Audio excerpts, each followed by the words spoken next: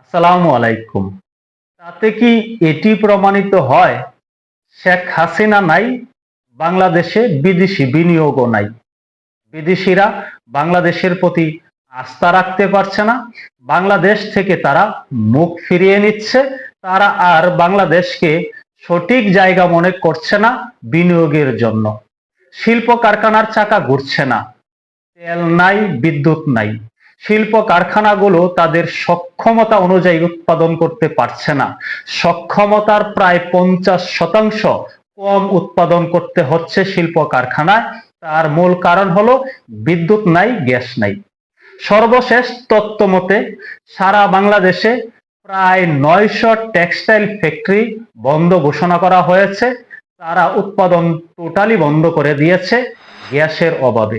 Gas না থাকার কারণে টেক্সটাইল ডাইং ওয়াশিং ফ্যাক্টরিগুলো এই মুহূর্তে বন্ধ ঘোষণা করছে মালিক পক্ষ। যারা মালিক পক্ষ রয়েছে, বড় উদ্যোক্তা রয়েছে, তাদের মাথায় হাত। তারা এই মুহূর্তে শিল্প কারখানা নিয়ে চিন্তিত, তাদের ভবিষ্যৎ নিয়ে চিন্তিত, শিল্প প্রতিষ্ঠানের কি হবে সেটা নিয়ে চিন্তিত।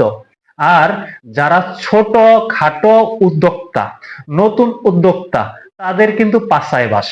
কারণ তারা সবেমাত্র বিনিয়োগ করেছে, বছর 5 হয়েছে, কেউ ছোট পরিসরে বিনিয়োগ করেছে, এখন তারা উৎপাদন করতে পারছে না। গ্যাস নাই, বিদ্যুৎ নাই, তেল নাই। বন্ধ ঘোষণা না করেও উপায় নাই। যদি খোলা রাখে তাহলে শ্রমিকের বেতন দিতে হবে।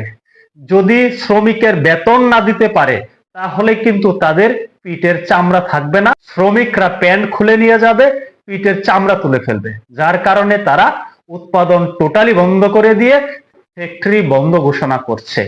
এইভাবে চলতে থাকলে কি অবস্থাটা হবে? শেখ হাসিনা বাংলাদেশ ভালো চালায় নাই। শেখ হাসিনার অনেক দুর্নাম আছে। শেখ হাসিনার আমলে কিন্তু এভাবে 900 টেক্সটাইল ফ্যাক্টরি বন্ধ ঘোষণা করা হয় নাই। এভাবে বিদ্যুৎ, গ্যাসের, তেলের অভাব হয় নাই, এখন হচ্ছে। যার কারণে বিদেশিরা এই মুহূর্তে বাংলাদেশকে তাদের বিনিয়োগের জন্য সঠিক জায়গা মনে করছে না। বিদেশিরা তো আর জেনে শুনে লোকসান করবে না। তবে সরকারের কোনো সদিচ্ছা দেখা যাচ্ছে না। সরকারের পক্ষ থেকে তেমন কোনো উদ্যোগ গ্রহণ করা হচ্ছে না। এই যে বর্তমান বৈরী পরিস্থিতি বিরাজ করছে, বিদেশিরা বিনিয়োগ করছে না, শিল্প কারখানার চাকা ঘুরছে না, তেল নাই, বিদ্যুৎ নাই, গ্যাস নাই, এর যোগান দেওয়ার জন্য সঠিক কোনো পদক্ষেপ আমরা দেখতে পাচ্ছি না, এই সরকার নিচ্ছে না। সামনে ডিসেম্বর মাস, শ্রমিকদের দাবি উঠবে বেতন বৃদ্ধি করার জন্য। এখন যে বেতন কাঠামো রয়েছে, এই বেতন কাঠামো অনুযায়ী বেতন পে করতে মালিকদের দম বন্ধ হয়ে যাচ্ছে, নিঃশ্বাস বন্ধ হয়ে যাচ্ছে।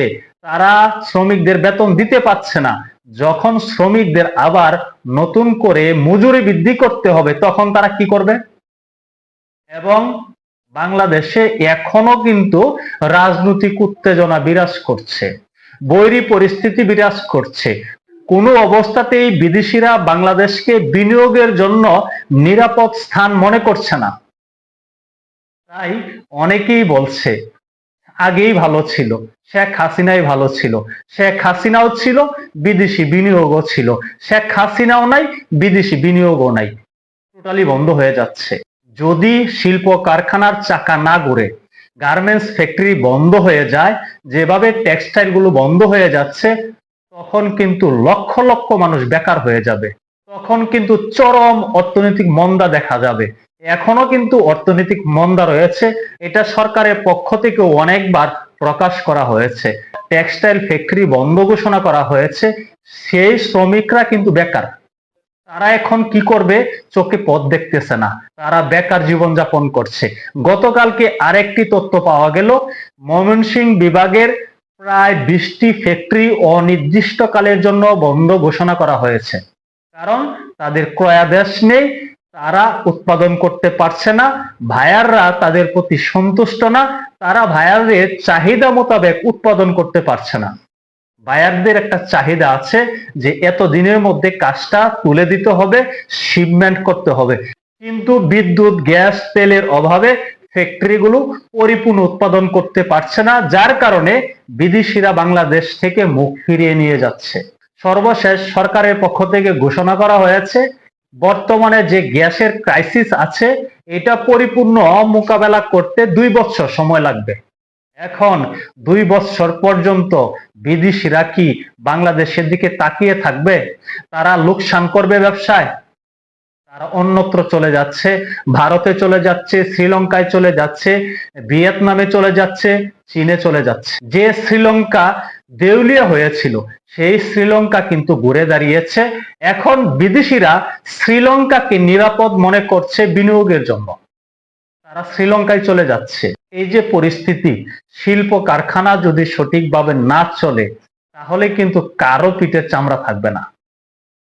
দেশে অরাজকতা সৃষ্টি হবে, দেশে খুন খারাপি ডাকাতি ছিনতাই বৃদ্ধি পাবে। মানুষ যখন বেকার হয়ে যাবে, পেটে ক্ষুধা থাকবে, তখন কি করবে, কোনটা সঠিক কোনটা বেঠিক, কোনটা বৈধ কোনটা অবৈধ সেটা চিন্তা করবে না।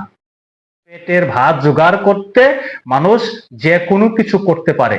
আর মাত্র 2 মাস যদি এইভাবে চলতে থাকে তাহলে প্রত্যেকটা ফ্যাক্টরিতে লাল বাতি জ্বলে যাবে। মেইন গেটে তালা দিয়ে ঘোষণা করা হবে ফ্যাক্টরি অনির্দিষ্টকালের জন্য বন্ধ।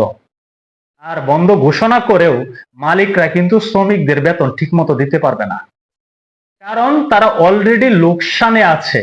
তারা বাইরের চাহিদা অনুযায়ী উৎপাদন করে পণ্য ডেলিভারি করতে পারছে না।